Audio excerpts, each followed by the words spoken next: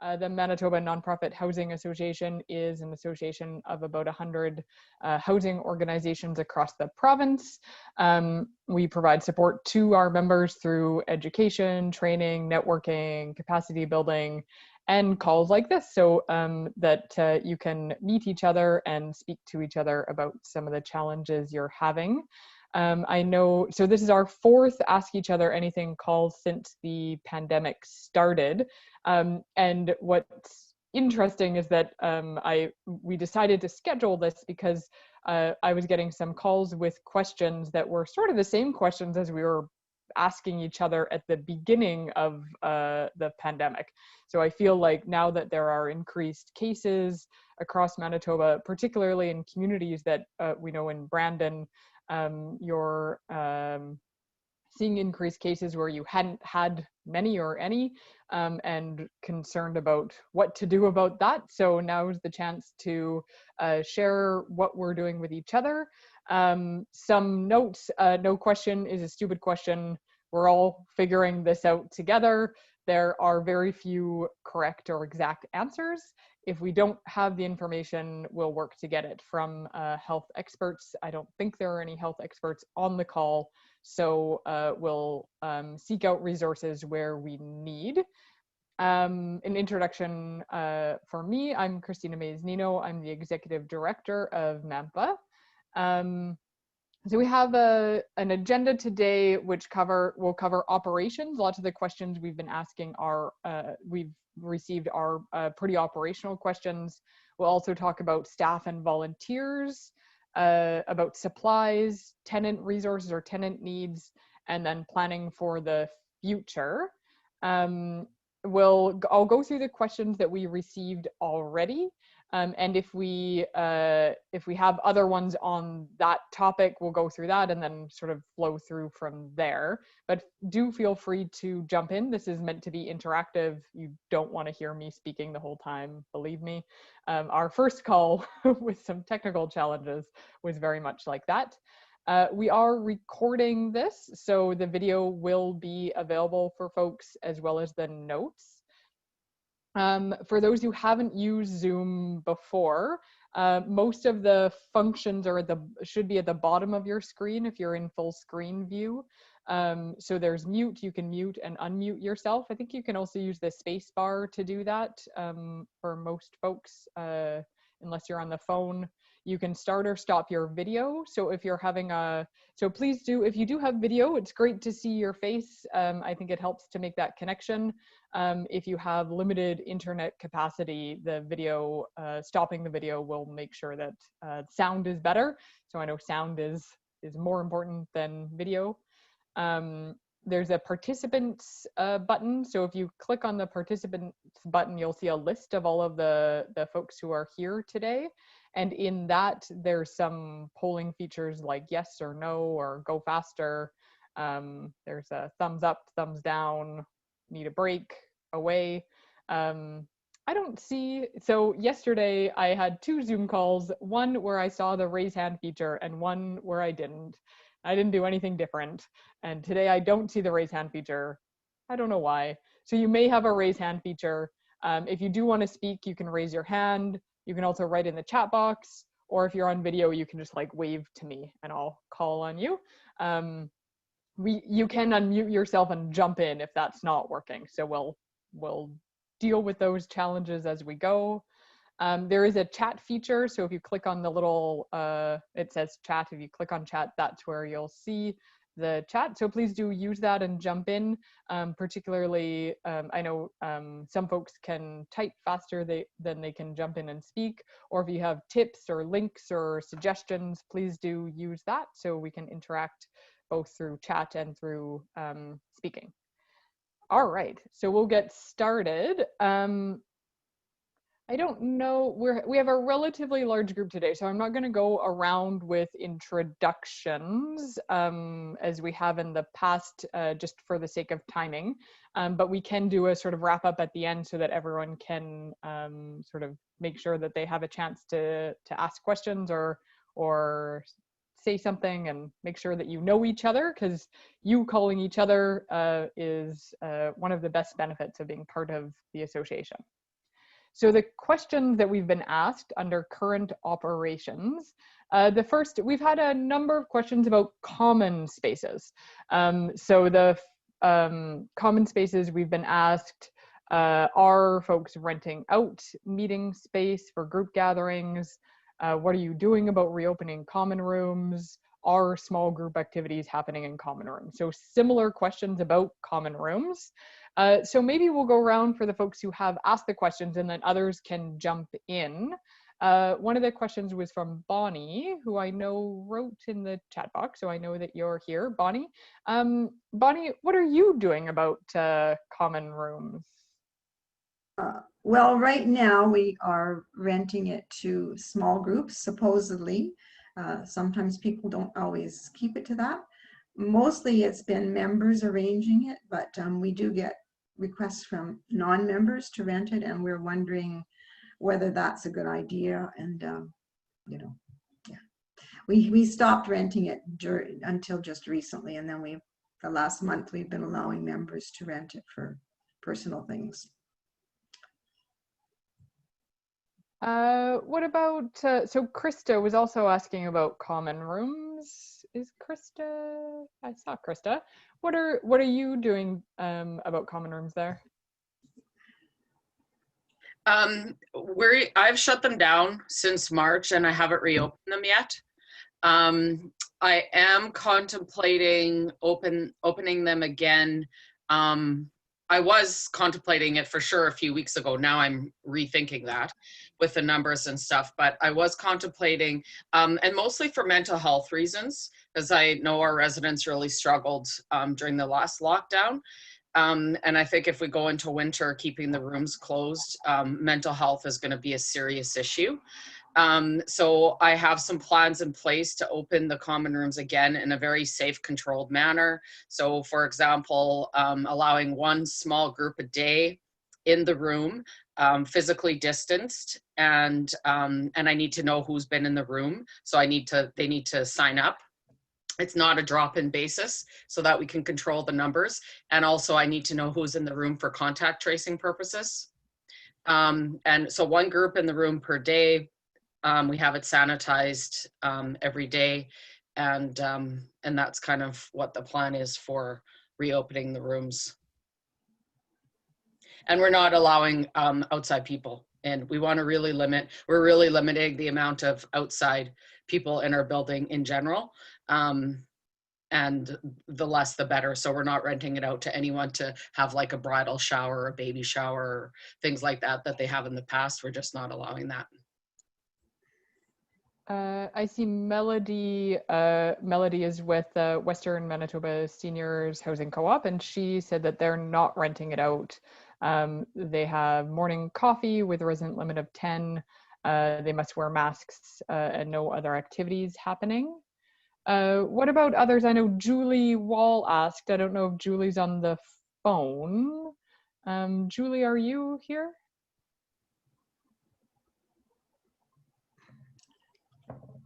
No. What are others doing about common rooms? Joanne, I know you had them open, I think. Yeah, so at Bethel Place, we have opened up some of our common rooms. We have not opened them up to outside rentals at all, and don't have plans to at this time. If we open up more, it will be for our residents and prioritizing that area, just due to the extra cleaning requirements. And it's going well where we have opened up, and we've gone into the spaces and calculated where we can safely have numbers for those spaces with social distancing, and the residents are cooperating as we use those as well. So it's going pretty good, and we're looking forward to maybe adding a little bit more to the programming, as Krista said. Just as we get into the winter months and people won't be able to go outside, we see that it's a priority for mental health. Thanks, Joanne. I see Bonnie also wrote, so Bonnie is with Steinbach Housing and has opened their rooms for small controlled activities run by staff. I know Eden, I think, was doing the same. So if it was a staff run activity, they were open. I think there should be someone from Eden here today. I don't know if that's still the case. You're on mute, Dave. Sorry, there we go. Yeah, through our various different sites, we have some community rooms, some larger than others, and mainly they're just there for our mental health programs, and so we only let a certain amount of tenants in, make sure that they're physical distance, and again, very big on the hand hygiene and cleaning up afterwards and making sure we know who's in there as well for contact tracing there too. But unfortunately, because some of our sites have smaller community rooms, it kind of limits what can be done in those areas. And so I think at the moment we're still continuing to keep them limited, but you know, we're kind of going day by day, week by week, month by month to kind of figure out a new plan as we go. Yeah, that's we're all in the same club there. I see Jeff asked a question on masks, and that is coming up, Jeff. We do, there were a number of questions about masks as well. Is anyone doing anything differently about common spaces, or have any other sort of questions or comments about common spaces?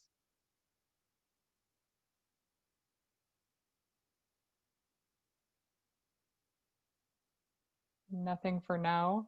I know that's been a challenge since the beginning, knowing how, you know, how open to be and how much to let tenants in, recognizing the value of folks gathering, but also the challenges of folks gathering. So as you make those changes, please do keep us in touch on that. That's probably the most common call that I get, a call or email, someone saying, like, are people keeping these open? Are they keeping them closed? There isn't specific guidance besides on sort of limiting numbers. So it is a judgment call, and I know it's a tough one. So it's please do let us know how that's going and anything that we can do to support you.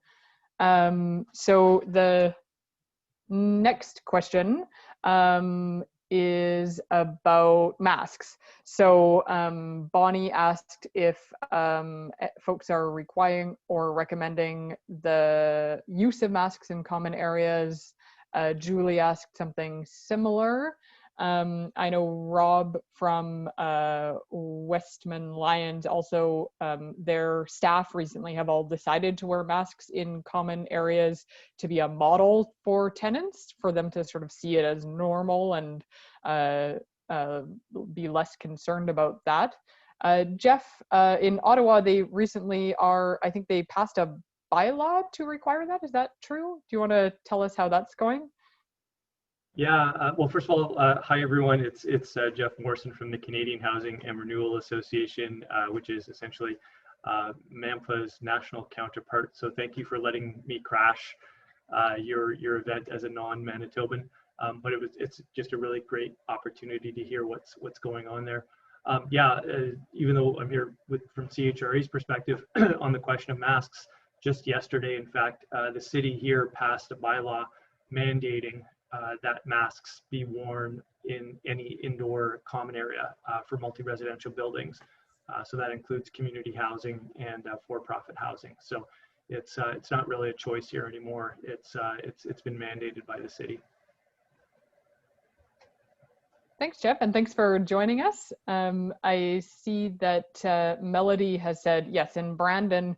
So in Brandon and in, I think, the whole Prairie Mountain Health region, anyone under the orange restrictions, masks are mandatory in common areas. So residents and staff, as well as limited visitors, are wearing masks. What about other folks? Are you requiring masks? Are your staff wearing masks? I have a question about, I'm just in the process of determining what my going to require of my staff. But my question is more about enforcement. So we can say, I mean, obviously our staff is a different issue, but if we make, if we say that masks have to be worn in common areas, how do we enforce that if residents are walking around the building with no masks? That's a good question. Melody, since how are you enforcing that?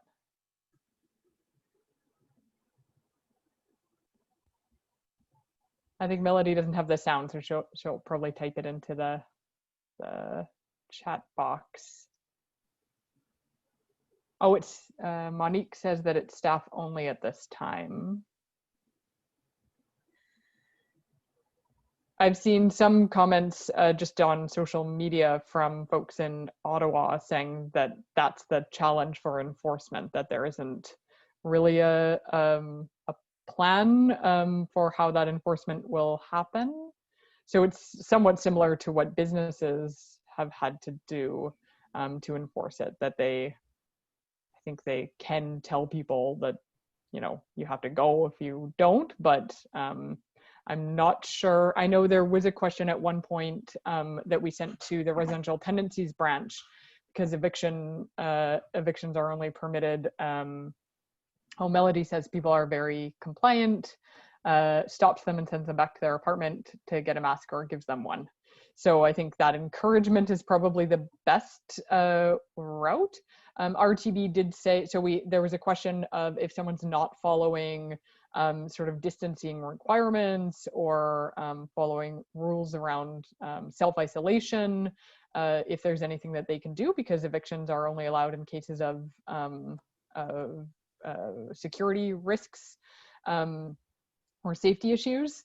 Generally, they said it's going to be pretty difficult to evict someone because of them maybe not self-isolating, unless there is it's the same standard of evidence as there would be in any other time.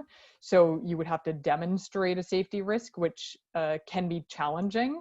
So if someone's just walking around without a mask, even if it's the rule, it's going to be pretty tough to enforce. That's my sense. I don't know if anyone else has suggestions, ideas. Christina, at Bethel Place, we continue to look to the province for our guidelines, and right now we recommend that if social distancing can't happen, that their tenants wear masks. So we've been doing some outside programming where there would be more of us maybe moving in the hallways. We encourage our tenants to wear masks. The majority of the time, most of them do. We're independent living. And if, let's say, we were to go up to an orange protocol like Brandon is, then, we would be then mandated to be wearing masks. And I think if you move with the province's mandate, our tenants seem to be working together with that. And the last thing I want to create is these little power struggles. I'd rather have a spirit of working together, and knock on wood, we have it so far. And the hallways is part of their home. And some of us may forget to bring our masks. Where we've opened up our services, if they want to participate in those services, they do have to wear masks for that. And that's going well as well. Thanks, Joanne. Yeah, sometimes I go out and forget a mask. I went to the mall the other day and I didn't know if masks would be required or not. So the first thing I did was go and buy a mask. So it's the same concept in folks' homes. People may not be aware. They may not, masks are new to all of us. So getting used to it and encouraging positive behavior. Any other comments on masks before we move on?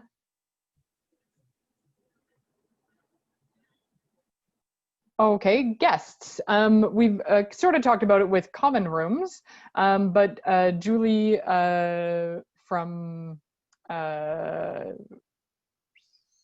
sorry, from the Gardens on 10th, who isn't here but can watch this later, was asking about, so it's an independent living facility. She was asking about criteria for guests or anything around limiting guests. I remember we had this conversation a while ago. Generally, there is, as an independent living facility or building, you can't not allow guests in the building because tenants have the right to let folks into their unit. But people have been putting signs on doors, sort of strongly encouraging against guests, or encouraging guests to make sure that they're, if they've traveled or are sick, not to come in. Have there been any changes related to guests? Any comments or questions related to guests in the building?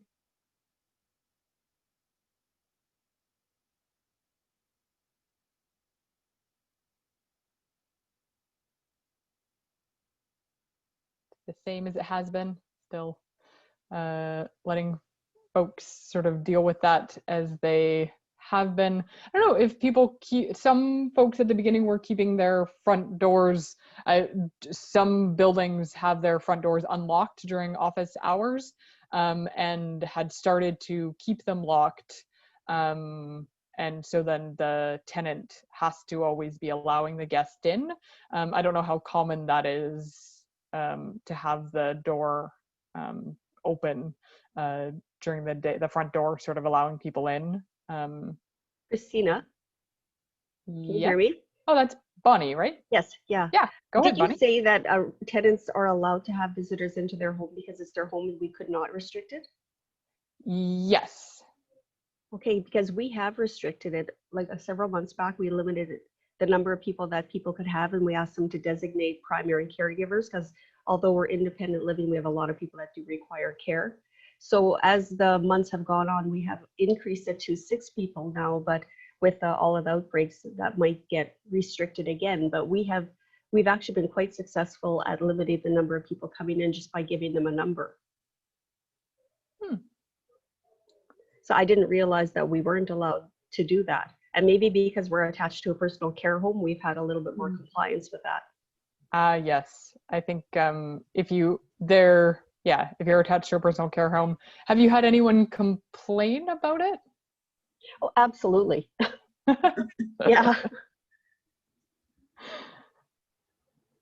That's interesting. I can ask our TB if that's helpful, but the when we were discussing it before, I think I forget who suggested that it would be that they wouldn't be permitted to prevent guests. I think you could maybe limit numbers. I don't know, Donna, I'm looking at you, or Joanne, or Lawrence, who probably know the Residential Tenancies Act inside and out. Would you have concerns about limiting numbers of guests? Yeah, I think I would in an independent. I think a call into the RTB would help to verify that. And it sounds like is it Bonnie? People are working with her, but I would double check it. And I did have a chat with a lawyer about this, actually, and unless it's an order from the government in independent living, we can't restrict. Yeah. Okay, that's good to know. You could encourage, but the restriction is, it'd be, I think, like any other home. You can't, my neighbors can't can't decide, or any rental, you can't necessarily limit it, as long as it's within the sort of public health requirements. It looks like Melody says that they are allowing guests, but each resident has to identify 3 guests that they would like to come in, sign in at the door with sanitizers and masks. This is a co-op, so maybe different, had the residents vote on visitors and they made the decision. Julie has said that most locations that they come in as a guest either has a locked door or designated staff members to take temperatures. So that's long-term care or retirement. So long-term care has different different restrictions. So personal care homes are very different. Contact with anyone who has left the province. Yes, so you have to answer questions so there are screening questions. Are folks doing screening questions at the door for guests? I know some folks were thinking about that at the times when they did have office hours. I know not that many people actually have sort of front offices, so I'm not sure how that would work. We have a self-declaration screening tool. It's listed on, or that's posted on the doors when people walk in. Screening tool on the doors. Yeah, there is we have some of the provincial signs around screening that sort of like stop and then don't come in if you've traveled or if you have any of these symptoms. So those are available for print if you would like. Okay, I'm gonna move on. Oh, sorry, Lori says that also as Melody have requested primary caregivers and family had an issue with homeless individuals staying with tenants. So had to limit random drop-ins. With the surge of CRB, we've had increase of drug and alcohol related issues. Lori, do you want to, I don't know if your speaker works, but do you want to tell us a bit more about how that's been going for you? Well, it's just a natural process of when people can claim $200 within a 30-second phone, even whether they qualify or not, and then they get their $2,000, and that's a lot of money for people who don't necessarily have bills to pay or whatever. So I think Winnipeg has seen a surge. We've seen a surge. And there are a lot of random drop-ins. We have a very low building. The building that has the most issues it's low, so people have their windows open. People jump in at night, things like that. So it's been, we've had to be on top of it. Tenants necessarily aren't using more, but it's the people that are hanging out with our tenants. So just supporting them, right?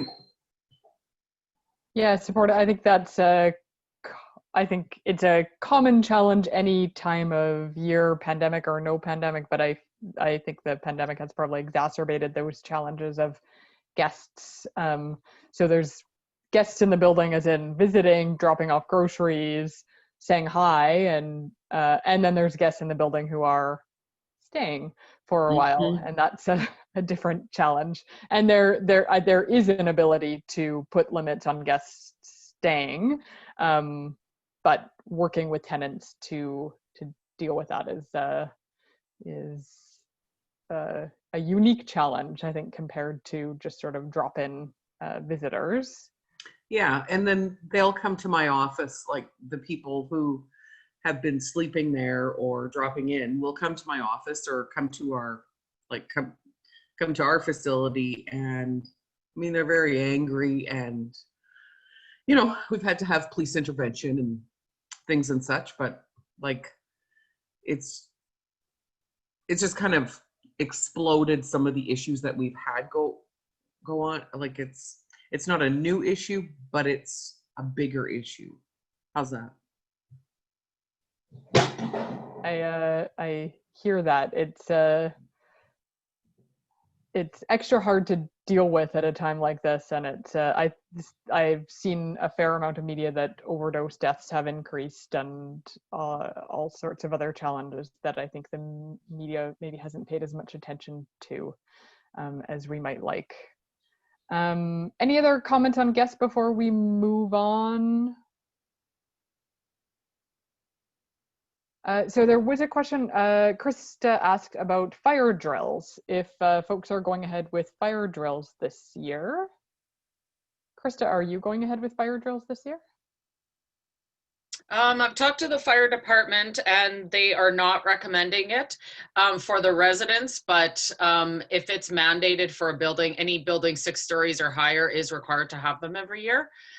So we are still required to have one just for for staff, and then if we have any fire volunteers, like appointed volunteers, then with them. But that's it, not with residents. They don't recommend it this year. Thanks, Krista. That's really helpful. Do you have could you share with me the contact for who you spoke to on that? Maybe we could get that. Sure, I'll email that to you. Sure, that's great. Because then I can get something official that I can share with all of our members, just so that everyone's aware of that. Yes. Thanks so much. Okay, the guests we've talked about. Okay, anything else on operations? The next topic is going to be around staff and volunteers. Those were all the questions we had in advance related to operations. Does anyone else have questions for the group? I just have one quick one. Does anyone have a pool? I don't have a pool. No, okay. No. Okay, thanks. I can't think of any members with a pool, but if I think of one, I'll let you know. Any other questions on operations? Okay, let's move on to staff and volunteers. So I know, Joanne, you and I have talked about this, about the challenges of staff shortages.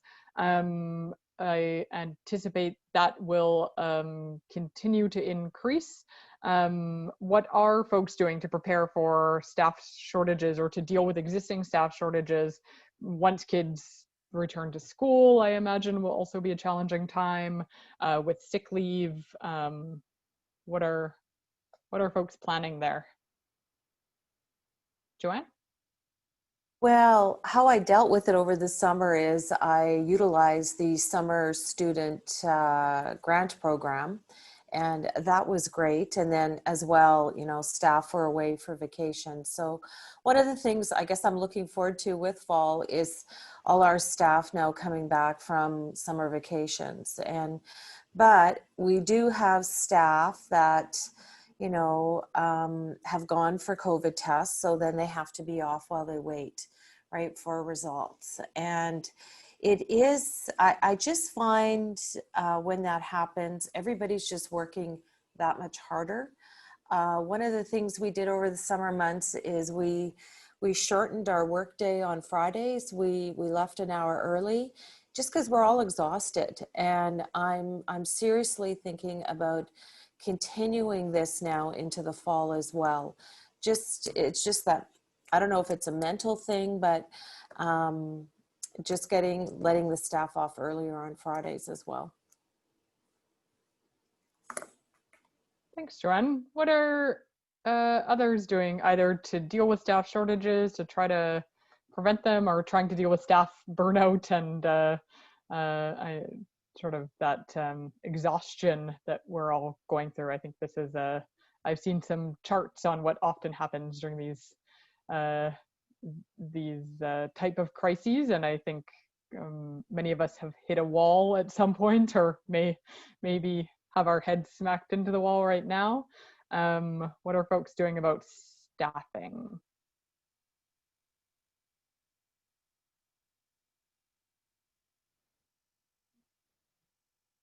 I think, you know, coming up to like the uncertain times, you know, where kids are going back to school, everyone's back from holidays, and we're coming up to cold and flu season. We're kind of anticipating that there's going to be a lot of times where people are going to be sick, and then they're going to be wondering whether or not they have the COVID virus and all that. And so I think what our CEO and our directors and managers are doing is trying to just get out plans to everyone, just to understand what the protocol is and how, you know, if somebody, you know, is sick but it does not have COVID, how they can go get tested, and then you know, safely get them back into the workplaces as quick as possible, because I'm sure people don't want to be using up all their sick time for it. So I think just communication right now is the major key for it, and you know, you gotta prepare for the worst but hope for the best. Thanks, Dave. Bonnie, I think you. Yeah, we have a small production kitchen, and we have staff that have young children, and with going back to school, I'm just wondering what is going to happen when they have a child that is sick. and they need to take time off, and we cannot prepare our meal for the tenants that are coming in that day. Because we've contacted Employment Standards and the Human Rights Commission. What they tell us is that we have the duty to accommodate that staff member if they have a child that is sick and they have to stay home with them, to the point of undue hardship. And well, they do have family sick time, so they can utilize that. So that wouldn't be undue hardship, but it could result in us shutting down our kitchens that time, should we not have replacement staff, because we do have a small kitchen. So I'm wondering what other people are doing with the duty to accommodate when parents have to stay home with small children, asking them to have a backup plan. And if grandpa and grandma are the backup plan, you don't necessarily want the child going to them if they have COVID or if they could potentially be at risk. So we're kind of wondering what's going to happen when school resumes with that, because we have a lot of staff that have small children. Great questions. Backup plans for parents, how do you support them? Recognizing that the old backup plans may not work the way they did in the past. Anyone? Yeah, we have a meal program here at Bethel Place. I don't have staff with young children, but in the event that would happen, we would maybe modify our meal service for that day or that week. Wouldn't offer maybe 2 features, but 1 feature. The other thing is you could have some staff perhaps that would be on an on-call basis. You could try that. The other thing I'm going to do this year is just in reference to the flu shot. We do have it coming in for our residents, and I've requested if our staff could also participate as well. Just encourage the flu shot for everyone this year. Encouraging the flu shot, that's a good suggestion. We do have one of our associate members, the Exchange Pharmacy, does flu-free. Well, I think many pharmacies do free flu shot clinics, but they're going to be in our newsletter next month. So if you're looking for someone to hold a flu shot clinic, they'll be reaching out to folks. There was a question. So we work with People First HR and provide an on-call HR service. I know that tends to be limited in uptake because budgets are tight. They have offered an accommodation workshop and template. So they have a policy template on accommodation that we could use. The cost for them is $1,200 though. So we would have to have enough interest and uptake to be able to share that cost. Would folks be interested in a policy template or workshop on accommodation? Or do folks have something on accommodation that they'd want to share, or another resource that they might suggest? I think we have something in place. However, I think additional information is always helpful. So I think we would be interested. Yeah, I'd be interested to see an update on that too.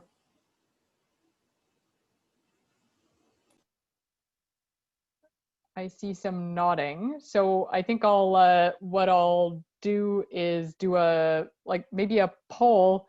We have polls in the the participant screen. So if you go to the participant screen, could you just, this will help me decide if I will do it or not, because MAMPA can share some of that cost, but we need to make sure that we're not offering something that only a couple people go to because of that cost. If you would be interested in an accommodation workshop and policy and willing to pay, let's say, about $100. So let's say we have 12 people share the cost. We can figure that out. So $100 or less. Could you put a yes or a no in the participant screen there, just to help me judge that? That would be really helpful.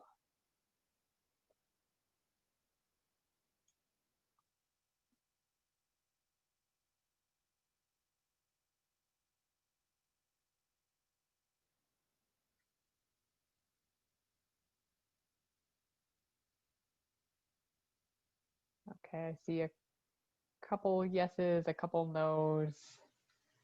Anyone else, feel free to add that in as you go, and we'll poll some more members and see if it's worth putting together.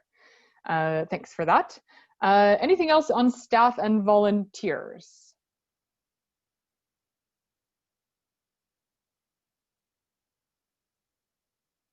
Okay, the next question was on supplies. So at the beginning of this, I know we worked with the other nonprofit housing associations through CANFA, and Jeff and his team at CHRA helped us to specifically raise the issue of concerns related to PPE for our members. It's my sense that I haven't had any questions about PPE lately.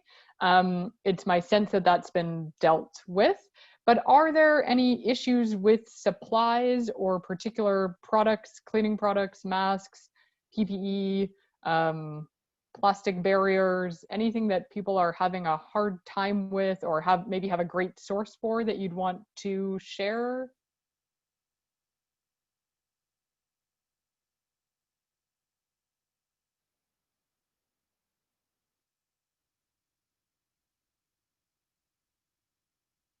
Not seeing any issues there. We do have, so we've at MAMPA since March, we have 2 new programs with that will save some money with suppliers. So we have a discount program with HD Supplies. So that's 5% off all of their products and a bit more on a limited number of products. And we also have a partnership with Staples, and I know Staples is moving into offering more sort of building facility supplies as well. So they do have, I think they have the sort of plexiglass screens. They also have cleaning supplies, those sorts of things. So they also offer discounts for MAMPA members as well. So if there are supplies that you're looking for, do check out those programs. C put the links to them in the chat box. Oh, and CHRA members have a preferred program with Home Depot as well. Thanks, Jeff.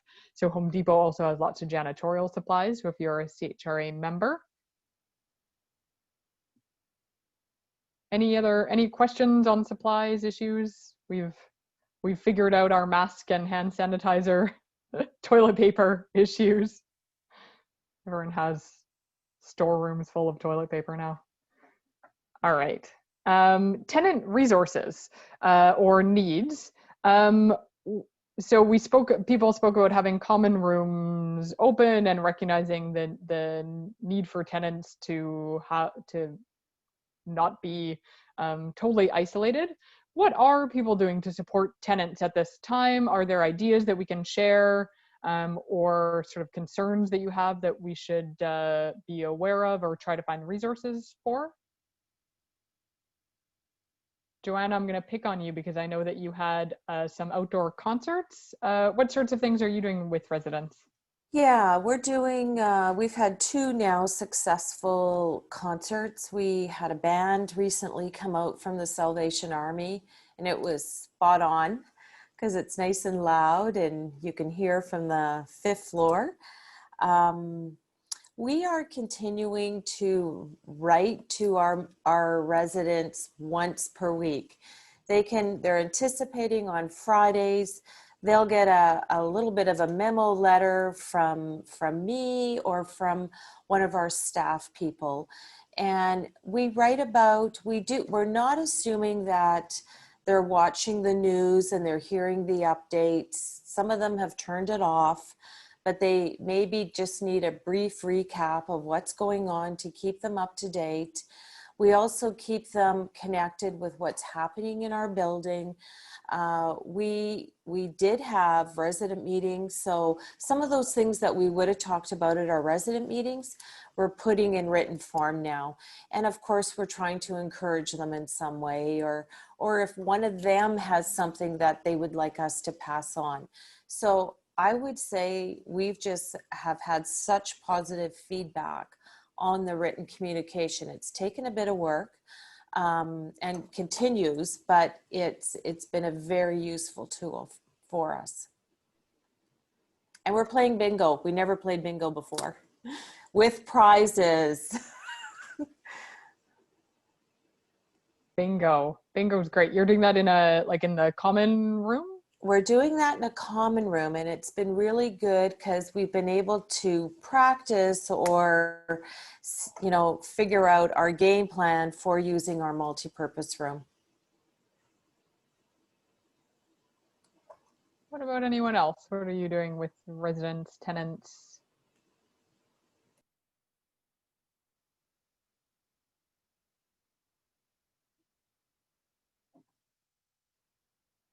We were doing kind of a similar thing with sending out staff or tenant memos every so often. I think we've done about 4 or 5 of them, and it's just to try and keep them engaged, especially when the first wave was hitting, and I think a lot of people were feeling very isolated. So we were just kind of, same kind of deal. We're assuming that maybe they hadn't heard all of the protocols and things put in place by the province, and just, you know, kind of our recommendations to help them within their houses, whether, or their apartments, whether that be outlining like high touch surface areas to be disinfected, to, you know, to help to watch around the building, and other ideas to keep them kind of active and preoccupied, so they're not just dwelling on what's going on with this. So some of it had been well accepted, and then some of it had not. So, but we, you know, it was mostly well accepted from our from what we had heard. Thanks, Yeah, Dave. for us, so and I agree, Joanne, our communication has been key, especially early on in letting people know what was going on and stuff. They really appreciated that. And then I did a whole new section on our website for our residents who are, you know, computer savvy and who like to use the computer. But the other area that I saw significant increased engagement is family members. So at the beginning, I got lots of calls from family members about what was going on. So we've really, that was part of the reason why I wanted to get the website going. So everything, all the memos that we send out or the communication also goes on the website, so that family members can see what's going on and ensure that they're informed. And so that has been good. And as far as recreation, we have a bocce ball court, and there's been epic bocce ball tournaments organized and held this year that the bocce ball court has barely been used up until this year. So so that's been really good. But I do like your idea about getting a band. I think I'm going to look into that to see if I could maybe organize that before the year ends. But I thought of one more question, going back to a different topic where we were talking about before about Yep. staff. What is everyone doing? So we had an incident where our superintendent, so he would be the worst person to get COVID because he's been everywhere, he's touched everything, he's had the most interaction. We had a COVID scare with him. So what is everyone doing as far as when staff member, and I actually had a potential contact too, because I live in Steinbach, and I was at a restaurant that had a COVID positive person. So what's everyone else doing as far as notifying residents? I mean, on one hand, they certainly need to know, but on the other hand, we don't want to scare them unnecessarily until we get results back. So in my case, we didn't let them know. I just immediately started working from home until I got negative results. But our superintendent, obviously, we had to communicate that with people because he's been so many places, and also because he couldn't leave his suite because he's an on-site. He couldn't leave his suite until he had his negative results. So people couldn't call him, and it happened over a weekend, of course. So people couldn't call him for assistance or to come help them with like a plug sink or anything. So they needed to know why. So that was challenging to deal with. But I'm just wondering, with superintendent is different, but with everyone else, are you letting them know if they've had a potential contact or if they're waiting for test results, or what's everyone doing? Great questions. What are what are folks doing? We also had, I actually had an email from someone who was asking about if someone in the building tests positive, and we've discussed this in the past as well in one of these calls, that if someone in the building either tests positive or is in self-isolation because they have a potential exposure, what to do. And I know RTB was quite clear that under privacy law, you can't identify without their permission who has been diagnosed. But RTB suggested sort of broad letters under the door saying there is potentially someone in the building that has tested positive, so be extra careful, wear masks. This is what we're doing as a landlord to deal with it. So we're doing extra cleaning in high frequency areas. So focusing on what you're doing to prevent it, letting them know that it is, there's a potential exposure but not identifying who has that. And that, I think, for a building superintendent, similarly under like privacy restrictions, I think it would be, you would have to work with that person to decide if it's if they would be willing to share that. You can't just do that without their consent. What about others? What are you doing? We had a staff member who's the tenant resource coordinator who had a potential exposure. And what we did is we let our tenants know, and we provided them with as much information as she was comfortable giving. And yeah, that's what we did. We've only had the one so far, so. Thanks, Bonnie. Anyone else doing anything differently?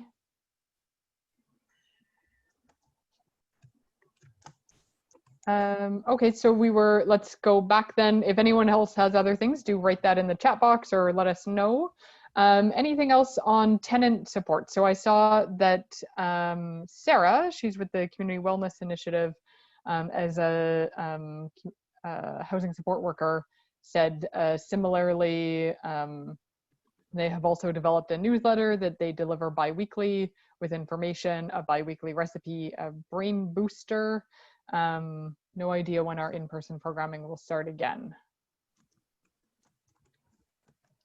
Oh, just me again. Sorry, you guys are gonna get sick of hearing from me. One other thing we did at the beginning of lockdown is I had one of my most sweet, compassionate admin people actually call every resident just to check in with them, to do a mental health check-in, and then we logged it, and it was great, because we did find that there were residents who had no contact, no family with outside people, and they would, they were crying, and so clearly they were struggling. So she contacted everyone, and then the ones that were struggling, she continued to check in with. This was during their initial lockdown for the first couple months, and so she continued to check in with them via phone once a week.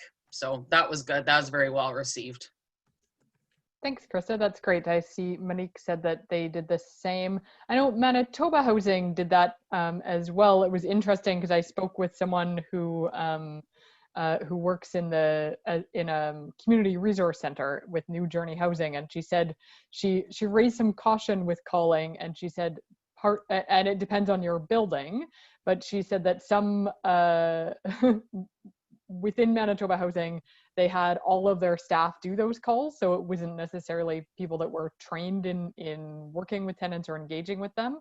And because of language barriers, some people then went to the resource center saying, Manitoba Housing called, what do I do? So they were sort of worried that they were suddenly facing eviction or something else was going on, because they didn't actually understand the nature of the call.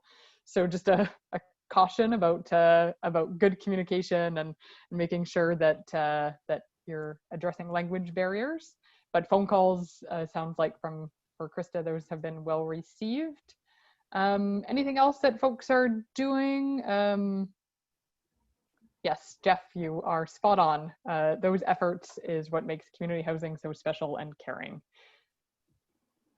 That's why I love community housing. Anything else folks are doing to engage with tenants at this time?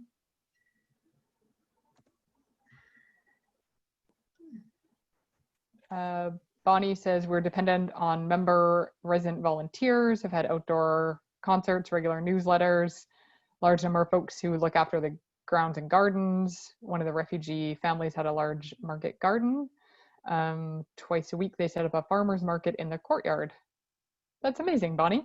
We if you have photos, we do have a photo of the month portion of our newsletter.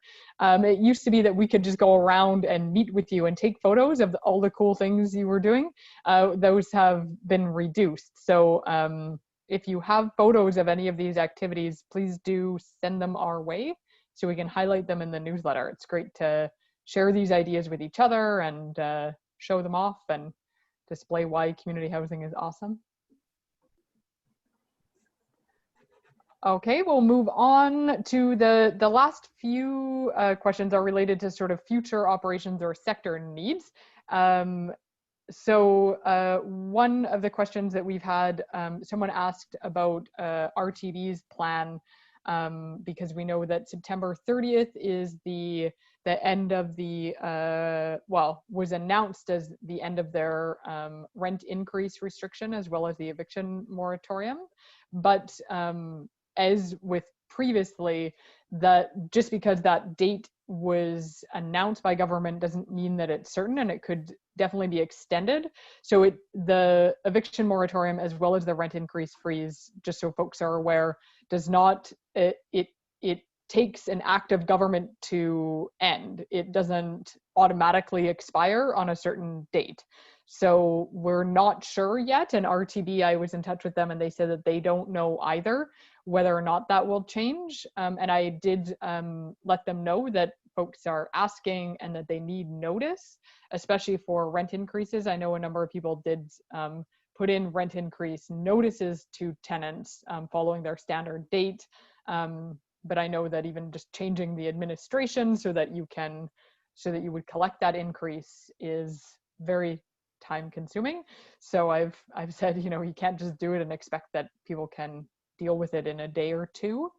Are there other sort of issues or questions with RTB and those changes that we should be aware of as the association, or that we should be bringing to government?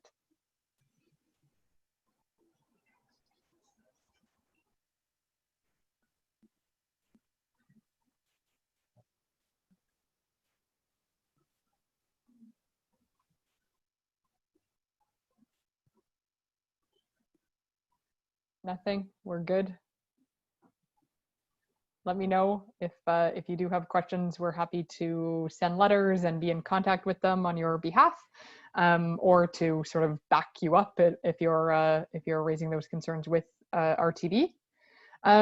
Similar question, if there have been other, so at the beginning of this, we were quite, we've had some engagement with government about the financial impacts of COVID that we were sharing with government. We did a survey with folks on those financial impacts. So I know that the inability to increase rents does have an impact on your bottom line. We also know that there were increased costs related to PPE and additional staffing and training and all of those resources that you've needed. And I know that there are a few, although I've heard that it's not as much as anticipated, but there are a few folks who are not paying rent or not paying all of the rent, and that has a financial impact. Are there other financial impacts, or has there been any increase in financial impacts that we should be aware of, that we should be sharing with government at this time?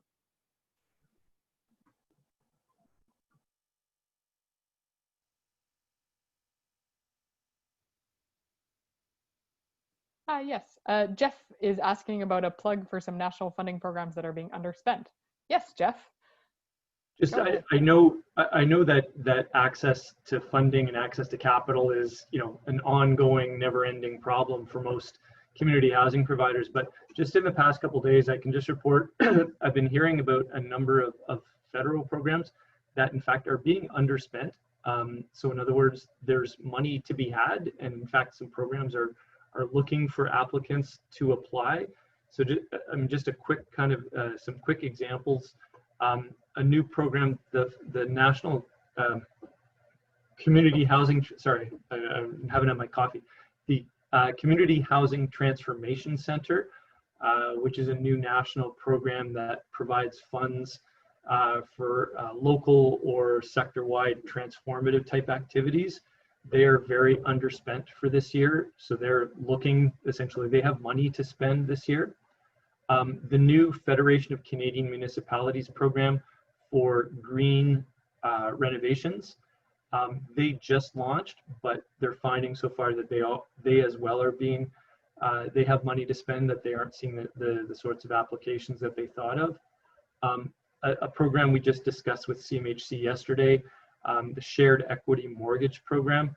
If any of you are involved in affordable home ownership type programs, they have $100 million over 5 years to spend, and they're saying they're not seeing the kind of applications. And just the big one, the National Co-Investment Fund, which I know is problematic.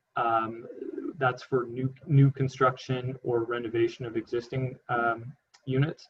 The rollout of announcements has been relatively slow, and they too have literally billions of dollars that they need to spend. And I'm hearing that they as well are looking for applications. So all that to say on the question of funds, that there are some opportunities out there, and in fact, as I say, that in fact money is being sought out. There's some of these programs that are looking for people to apply. So happy to provide any details on any of those, but just to say that there's some opportunities there right now for monies. Thanks, Jeff. And Dave asks, oh yeah, could we type in the organization names into the chat box? Jeff, would you be able to, I think I know what all of them are. We can also send it out in the notes as well. But if you have them handy, please go ahead and enter them in the chat box. And if not, we can share them. I'll type here pretty quick, so give me 2 minutes. But the other thing I'll just mention, on September the 8th, we're hosting a webinar, kind of a national housing update webinar at, I believe it's 1 o'clock Eastern, so that would be 12 your time. We're going to feature our national awards first, but then I'll be giving a national housing update. So I'll go into a little more detail on some of these programs. But in the meantime, yeah, I'll type them in the chat box. So just give me 2 minutes. Thanks, Jeff. And we had a session, lunch and learn yesterday with the Federation of Canadian Municipalities on their energy retrofit funding. So we can share that with folks. Thanks. I see Julie's leaving. Thanks for joining us, Julie. So we have some more details there if you want. And Dave asked what the last one was. I think that was the co-investment fund. So we can also get the folks from CMHC will be presenting on the co-investment fund during our conference, but we can always put you in touch with folks there if you want or need. Christina, Joanne? Yeah. I really appreciate, Jeff, you making us aware, or just reminding us of some of these opportunities. One of the challenges I'm having right now is, I know I need to write 2 grants, and I just don't have the time. And I'm looking for consultants or grant writers. And Christina, I think that may be something that MAMFA could maybe help some of us with, where we could hire consultants to come in and help us in this area. That is a great comment, Joanne. And I know Lawrence and I have had some chats about applying for the Community Housing Transformation Center funding. I know even there was some funding available for urban Indigenous housing providers. It was a 1-page grant application, but even that is it's so much work when you have so many other things on your plate. So I know applying for grants is an issue. We always raise that with grant providers. And we raise that very often, in particular with CMHC. And there have been some discussions on FCM, their sustainable housing funding. They may be developing some type of resource to support people in applying for that, but it's not available yet. But we'll definitely keep that on our radar. And I know we'll have a discussion about that at MAMPA and how we can support you on applying for funding.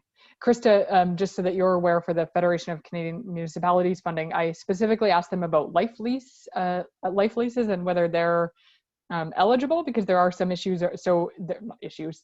There are limits around affordability that are required for that funding. So you may just want to check that out if you're thinking about applying. There, you do have to have a certain proportion of units under a certain amount of funding, but also because it's a national program, generally they don't really know what life leases are in Manitoba because they're a pretty unique model. So just be prepared to explain that to folks. Anything else on funding, financing? So just one other point to Joanne's point. In the next couple, I think, week or two or three, we're going to be issuing invitations to CHRA members for one-on-one consultation sessions with CMHC specialists, to which any CHRA member is welcome to apply. And what we'll do is when you submit a registration for that, there will be specific questions on kind of areas that you're having trouble with or that you need help with. And CMHC is going to match those organizations with the appropriate specialists. So if it is something, for example, like trouble with grant writing, and trust me, you're not alone. This is something we hear of over and over. They'll match you with a specialist from, for example, the co-investment fund who can help you fill that in, because we know that there are problems. So these engagement rooms will be the applications will be coming out pretty soon. Thanks, Jeff. That's great. I'm looking forward to those. Okay, moving on. The last question is just sort of broadly, and maybe we can just go around because we have about 15 minutes left. If there are any other upcoming challenges that you're anticipating, or any education needs that MAMPA can support, just an overall check-in. Anything else that we can do to support you, or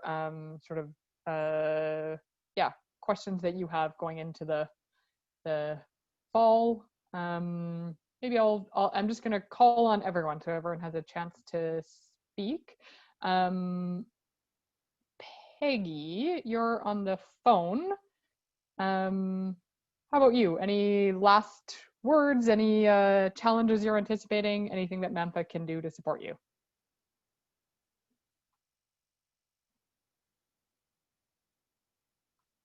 Hello. Yeah, we can hear you, Peggy. Yeah, no, this is a very informative session for me. We are just in the process of taking over some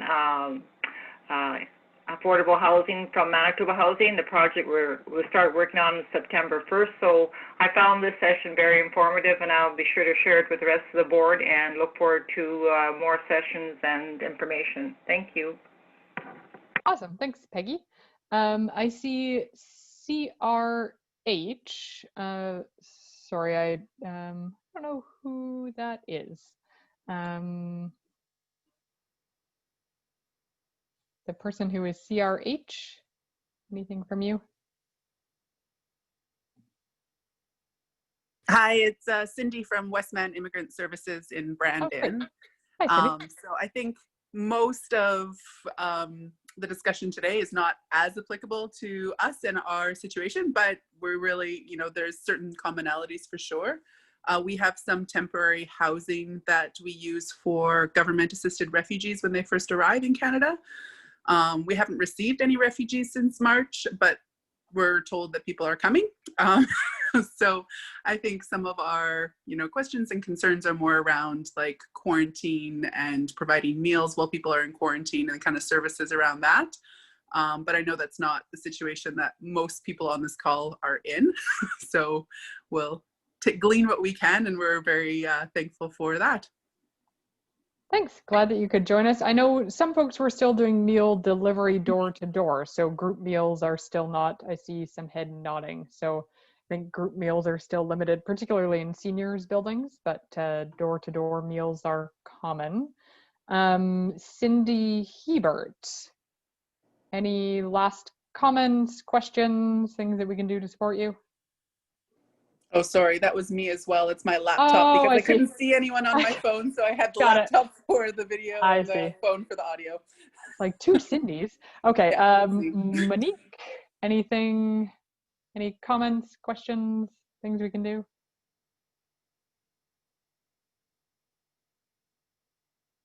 Monique? Oh, not at this time. Espra, that's Sarah?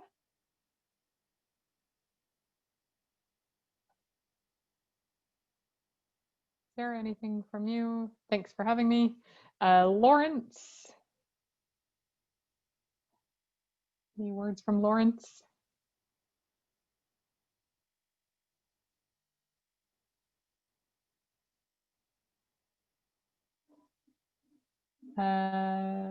Monique says, great info. I love these sessions. Bonnie, I think she said that she has to step away, so I won't call on Bonnie because she may not be there.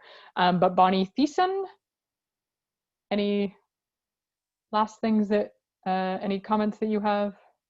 No, this is my first time joining this group, and I really found it informative. Thank you so much. Thank you. Jill?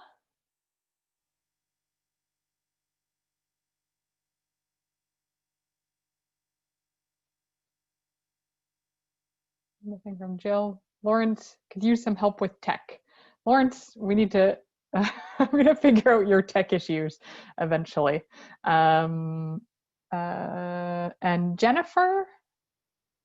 Hi, this is my first time joining. I'm covering for our tenant resource coordinator as she's on vacation. So I was just taking notes, but I found it very informative. And here at Donwood, we're attached to a PCH. So it's been interesting. Thank you for letting me join. Yeah, thanks for joining us, Jennifer. Dave? Nothing really for me, but yeah, thanks very much. These sessions are really helpful, and yeah, we really appreciate them. Thanks, Dave. Peggy?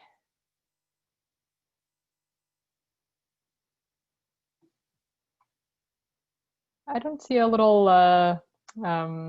mute or unmute for Peggy, so she may not have speaker. Do you hear me now? Oh, yeah. Yes, I found it very informative. We're just about to take over some Manitoba housing projects, so I think this information will help us a lot. And I thank you for allowing me into this webinar. Awesome, thanks, Peggy. I realized that you were twice on the, you show up as Peggy's iPad and then Peggy on the phone, so I didn't know if there were two Peggys or not. Krista, any final words, questions? Nope, just great information and nice to hear what everyone else is doing, and stay safe, everybody, and get some rest. It's stressful. Yeah, yes, thanks, Krista. Jeff? Yeah, just to repeat exactly what Krista said, stay safe. You know, we sit here in Ottawa, and frankly, we don't often get to see kind of the day-to-day work that you all do. But you know, when I get to hear stories like what you've just been describing, it really reminds me why we do what we do. You're doing amazing work, and I just hope that, you know, folks out there in the public are really understanding, you know, just how amazing and the value add that what you folks are bringing. So keep doing what you're doing, and yeah, please do get some rest when you can, and breathe. We'll get through this eventually. Thanks, Jeff. Heidi?